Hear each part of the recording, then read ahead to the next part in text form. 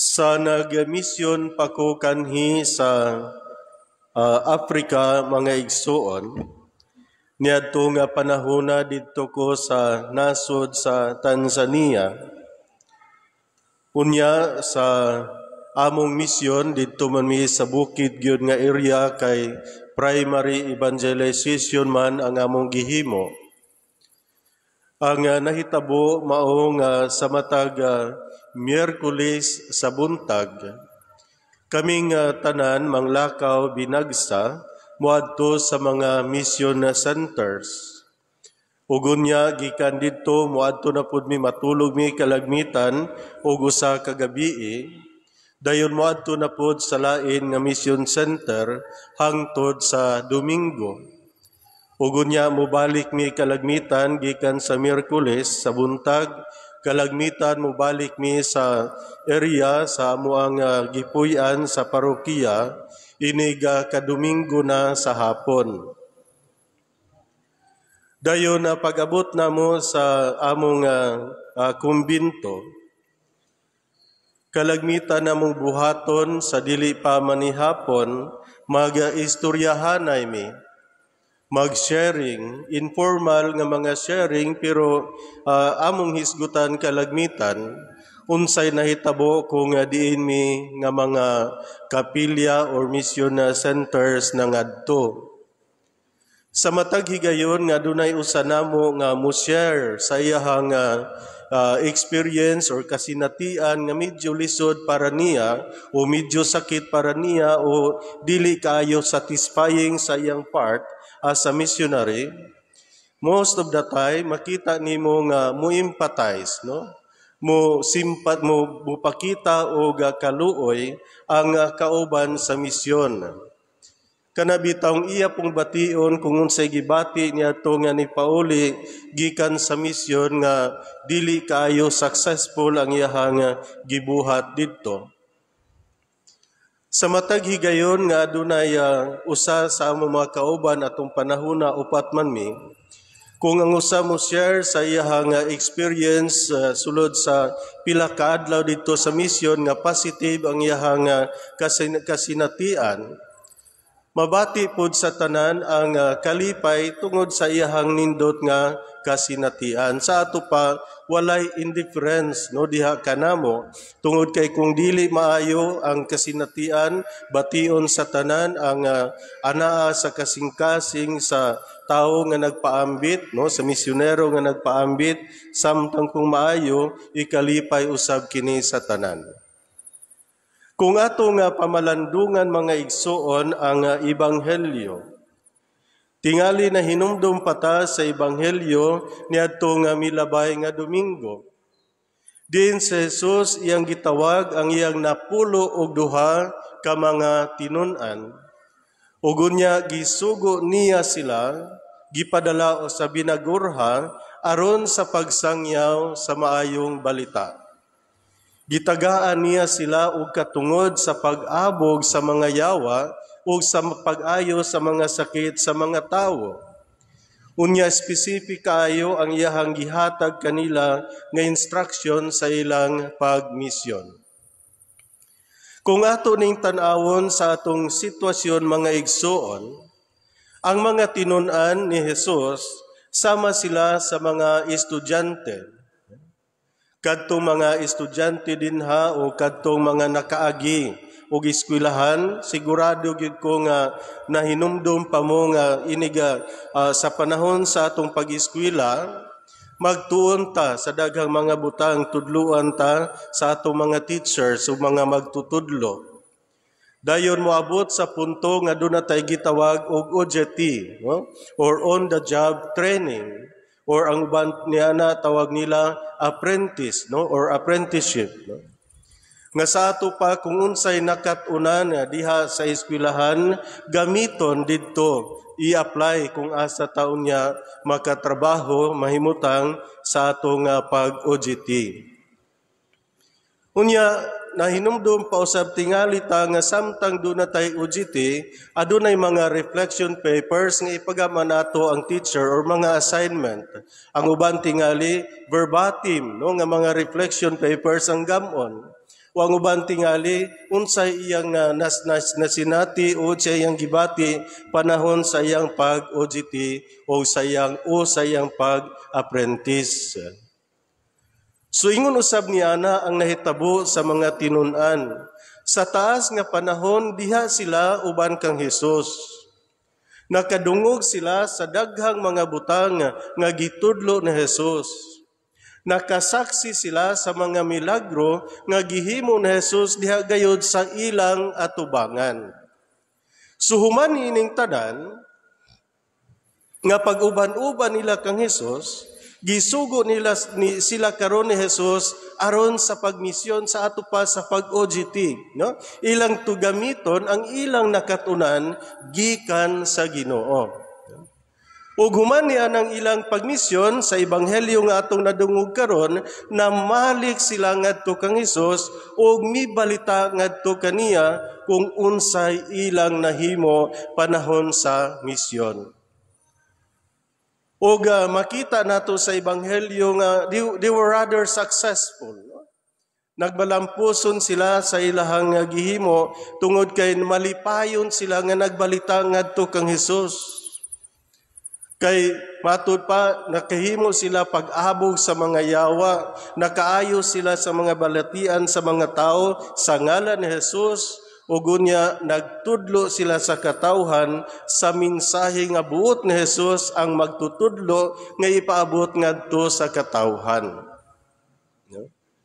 Pero makita nato sa ebanghelyo karon mga igsoon, nga samtang dito sila nagbalita kang Hesus sa ilahang nahimo sa ilang pagmisyon sumala sa gitudlo gisugo kanila sa Ginoo. Matud pa ni Marcos sa ebanghelyo kapitulo 6 bersikulo 30 ngadto sa 34. Daghan ang mga tawo nga nangabot og nanglakaw. Ug tungod sa kadaghan sa mga tao, matud pa ni Marcos, wala na gani sila'y panahon bisan sa pagpangaon. Nga sa ato pa busy gayud sila kaayo. Pero nabati ni Hesus ang kakapoy nga gibati usab sa mga tinun-an bisan pa sa ilang pagkamalipayon sa ilang misyon. Ug busa sa Hesus mingon kanila, manglakaw kita. Muadto kita sa dapit nga awaaw aron makapahulay kamog jutay. So sa ato pagitagaan nila sila ni Hesus og panahon aron makapahulay apan usab aron makapamalandong. Akong balikan ang akong kasinatian sa akong pagmisyon kanhi, once a month do na gid mi gitawag og recollection. Tingali sa military or sa police tawag ana kining kanabitaw nga ilahang tan-awon, no, ang ilang nahimo. Dayon pamalandungan kung insakto ba to o sayop, no. Sumausab ang among gihimo adunay recollection or debriefing tingali, no, kung gusto ta nga tan-awon ang kinabuhi unsay nahitabo sulod sa usa ka bulan. Pero kanang recollection na gawas nga mamalandong, aduna usay pagpasalamat sa Ginoo. No? Tungod kay taliwala nining tanan, successful man o dili, anaa kanunay ang Ginoo. Sumao kini ang buot ni Hesus nga himuon sa mga tinun-an uban kaniya. Pero tan-awa ning mga tawo mga igsoon. Sa pagkakita nila ni Hesus ug sa mga tinun-an nga nanakay og barko, matud pa ni Marcos sa ebanghelyo nanagan sila. Daw nakabalo na silang daan kung asa sila moadto, asa si Hesus moadto. So nag-una pagani sila nga naabot didto sa gidunggoan ni Hesus ug sa mga tinun-an.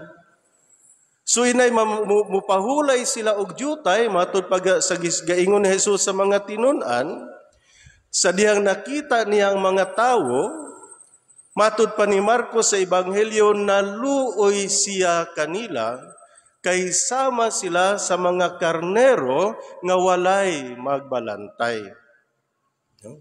Unsa may ipasabot ni mga igsoon? Ambot lang kung nakakita na ba mog mga karnero o nakabuhi ba ka karnero, Ako sa akong pagmisyon, ordinaryo kaayo ng karnero nga makita sa matag adlaw no sa pagsuroy-suroy sa nagkadaiyang mga dapit. Kining karnero mga igsuon, opposite kayo ni si kinaiya sa kanding. Ang kanding bisag asa nimo na ibutang makakita nagpagkaon mukaon ra gyud na wala nay problema. Kung adunay peligro kana pananglit naas dalan ang kanding nya adunay sakyanan o motor muluksog yun ang kanding mudagan yun na siya kusog aron dili siya maigo o dili maligsan o dili mabanggaan. Igmat ang kanding kabalo siya unsay peligro. Ang karnero opposite niya nang iyang kinaiya. Kung pasagdaan mo ng karnero dili ganin kabalo mangita og pagkaon usahay.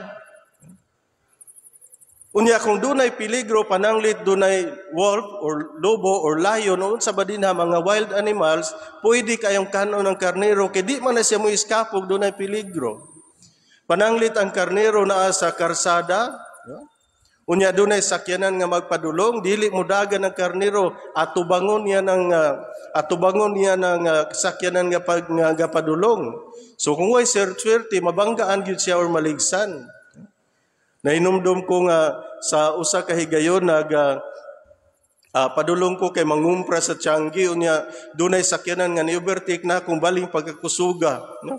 Pagabot sa unahan nakita gining nako ning karnero nga naas karsada imbis mulabang sa karsada pagkakita niya sa sakyanan nga padulong giatubang niya ang sakyanan tungod sa kakusog naligsan siya napigsat gyud ang karnero. Ingon ana ang karnero.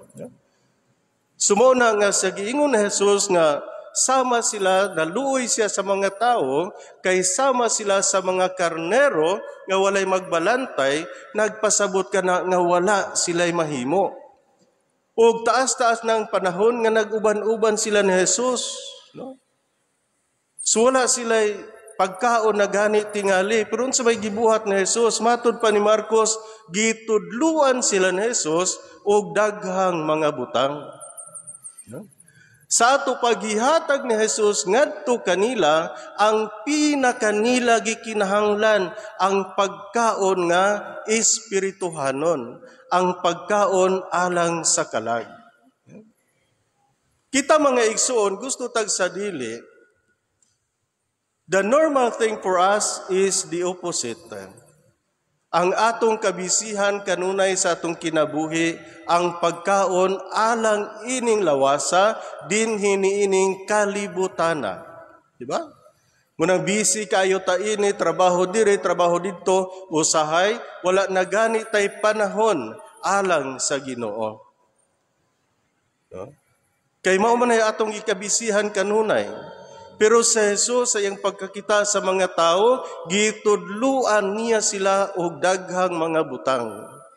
Sa ato pa, dili lang pagkaon alang sa lawas o pagkaon nga kalibutanon ang iyang gihatag kanila, kung dili hinoon pagkaon nga espirituhanon labaw sa tanan.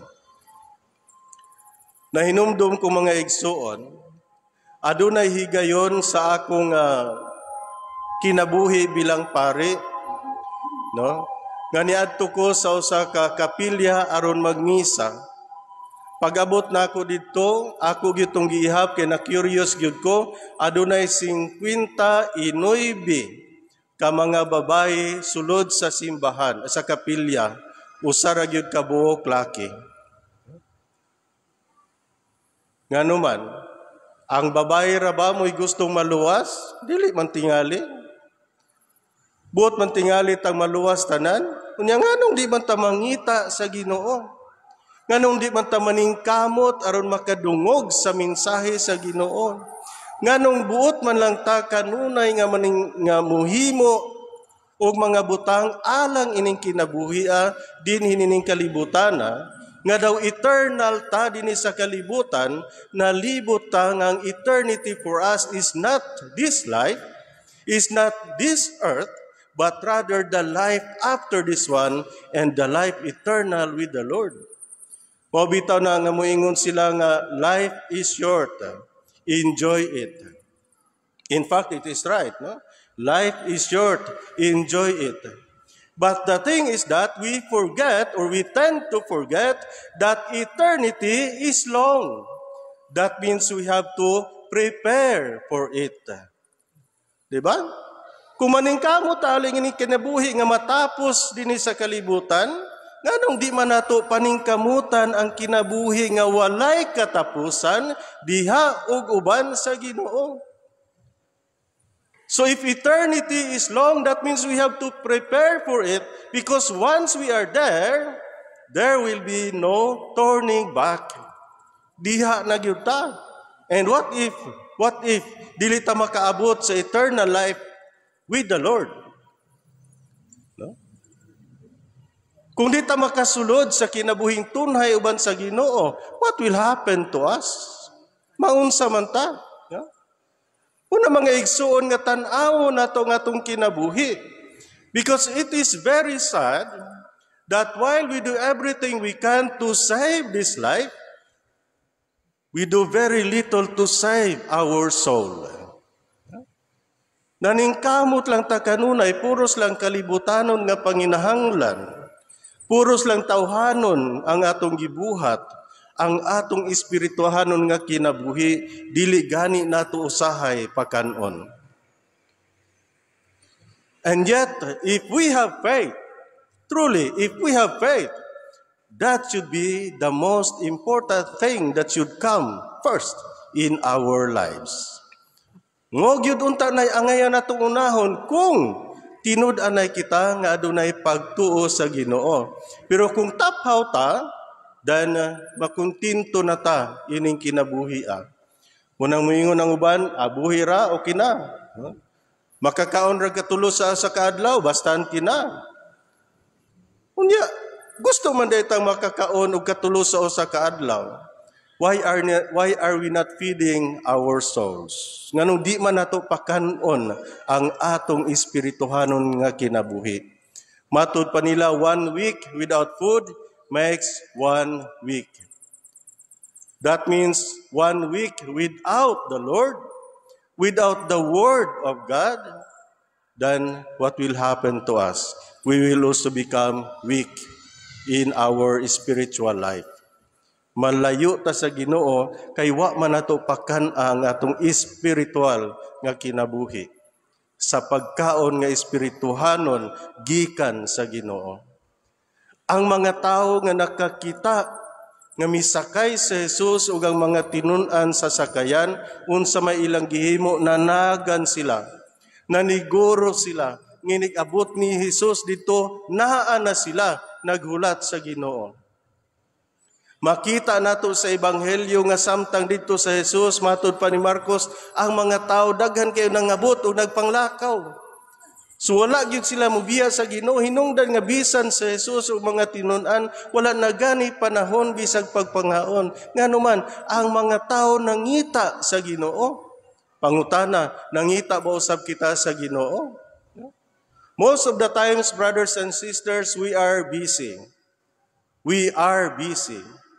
And it is okay if we are busy. But the question is, we are busy doing what exactly?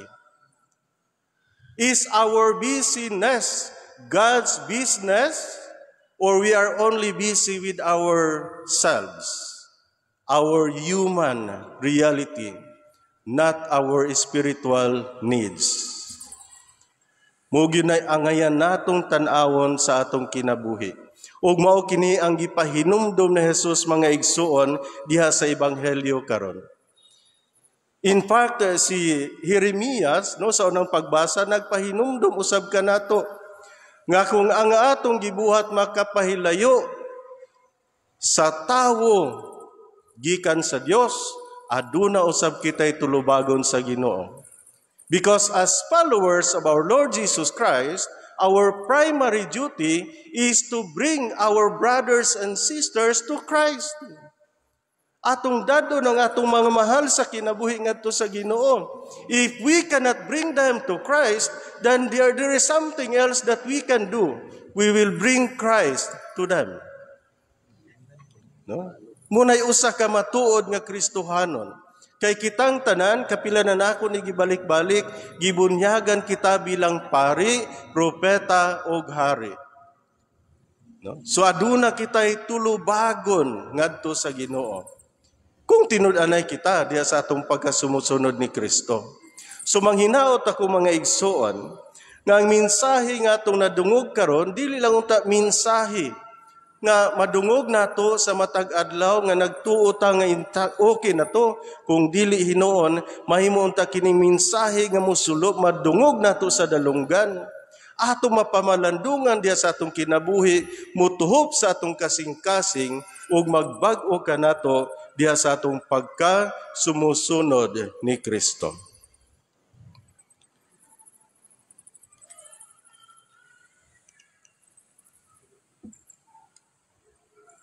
Palihog manindog.